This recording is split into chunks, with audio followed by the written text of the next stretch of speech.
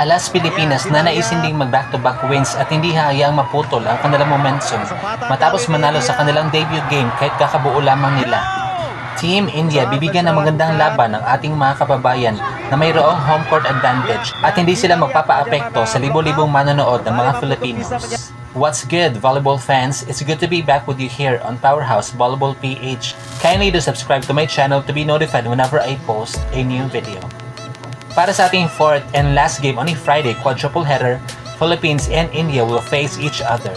Pareho nang galing sa panalo ang dalawang koponan na ito, pero dahil nga may game kaagad ng India sa opening day ng ABC Challenge Cup 2024, ay kasalukuyan na silang may 2-0 win-loss card.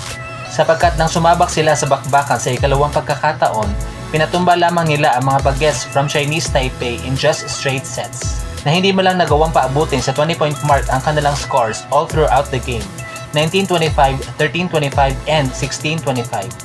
Habang sa panig naman ng ating mga pambato, naging maganda nga ang kinalabasan ng kanilang debut game sa ABC Challenge Cup 2024. Sa kadahilanan na kahit naunahan sila sa pagkuha ng set ng Australia, bumawi na malala ang ating mga kababayan at hindi nagpasindak sa towering heights ng kalaban, na nalasap ang kauna-unahang talo sa kamay ng mga Filipinas na dinaan sa bilis at ginamitan ng utak sa paglalaro, na siya naging susi upang mapagtagumpayan pa din ang matchup in a come from behind 4-setter victory, 22-25, 25-19, 25-16, and 25-21.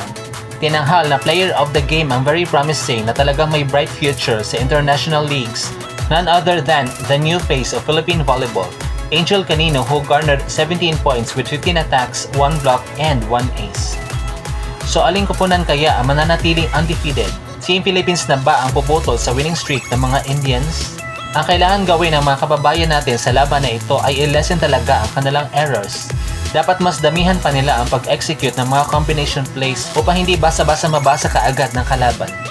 Panatilihin lang talaga nilang solid ang kanilang blocking at higit sa lahat kailangan nila magpaula ng loaded services, nang sa gayon ay mag-scramble ang kalaban dahil di hamak na mas madaling basahin kapag off-system na yung plays. Samantala, aminado ang isa sa go-to players ng India na si Soria na mahirap kalabanin ng isang host team, at yun nga ay ang Philippines dahil sa support ng audience para sa mga kapwa Pinoy, pero sisikapin pa din nila i-compensate yun.